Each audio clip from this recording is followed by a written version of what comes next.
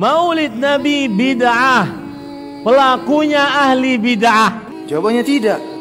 Kata Imam Ibnu Hajar al-Asqalani, dengan qiyas aulawi, dengan suatu analogi untuk menunjukkan yang kita bicarakan sebagai pokok bahasan ini lebih utama. Lah kalau, kata beliau, menangnya Bani Israel saja oleh Nabi diajarkan untuk diperingati dengan berpuasa atau melaksanakan ketaatan, yang namanya bagi umat manusia mana yang lebih besar rahmatnya Allah daripada lahirnya Muhammad SAW untuk menjadi rahmat bagi semesta alam. Itu lebih layak lagi untuk diperingati dengan ketaatan kepada Allah, dengan bersolawat, dengan berhimpun untuk membaca sirah Nabi SAW. Al-Imam Ibnu Hajar bahkan kemudian mendasari, jikapun ini bid'ah, maka dia termasuk bid'ah hasanah yang seperti ditegaskan oleh Al-Imam Asy-Syafi'i rahimahullah ta'ala. Beliau mengokohkan dalilnya dengan mengatakan begini: Rasulullah SAW diberitahu oleh para sahabat bahwa orang-orang Yahudi sedang berpuasa.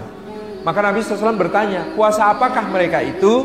Kemudian dikatakan itu adalah puasa hari Asyura, tanggal 10 Muharram. Kenapa mereka berpuasa?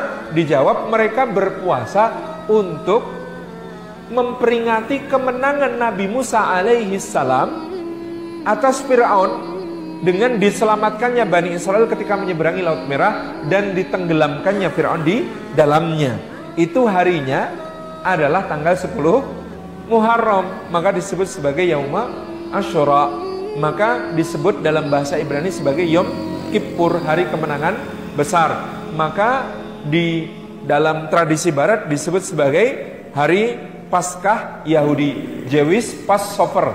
Disebut Passover karena mereka berhasil menyeberangi Laut Merah sampai ke seberang dengan selamat, diselamatkan Allah, sementara Firaun ditenggelamkan.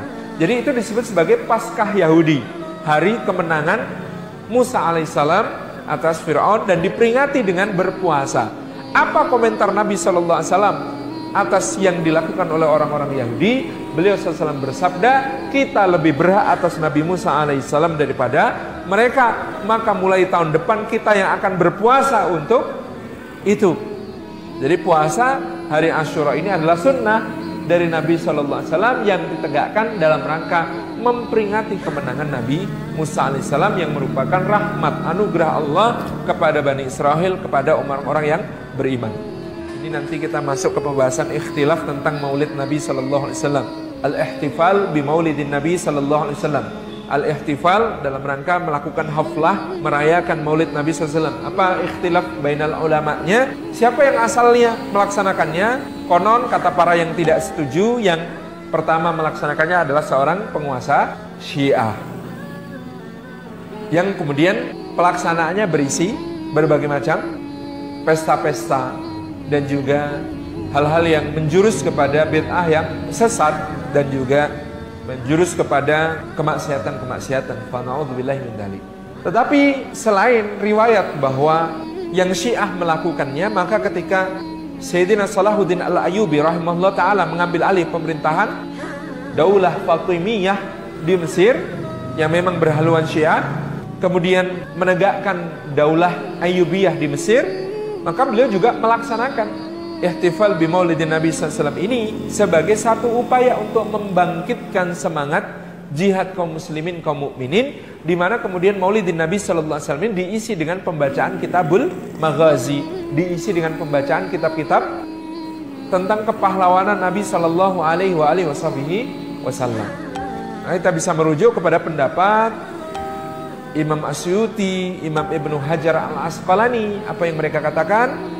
Beliau mengatakan sungguhnya ini memang perkara baru. Beliau akui ini memang perkara baru yang tidak dilaksanakan oleh generasi awal, tidak dilaksanakan oleh para sahabat, tidak dilakukan oleh para tabi'in, tidak dilakukan oleh para atba'ut tabi'in. Tetapi mereka dengan objektif melihat pada saat itu apa yang diinisiasi oleh Salahuddin Al-Ayyubi kemudian memberikan dampak yang sangat positif kepada kaum muslimin untuk melaksanakan maulid ini demi apa namanya? Demi mendapatkan pelajaran tentang profil sosok Nabi SAW supaya mereka lebih mengenal beliau, karena selama ini tidak kenal.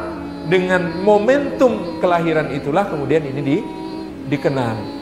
Maka jangan suka mudah-mudah menyesatkan apa? Orang ya.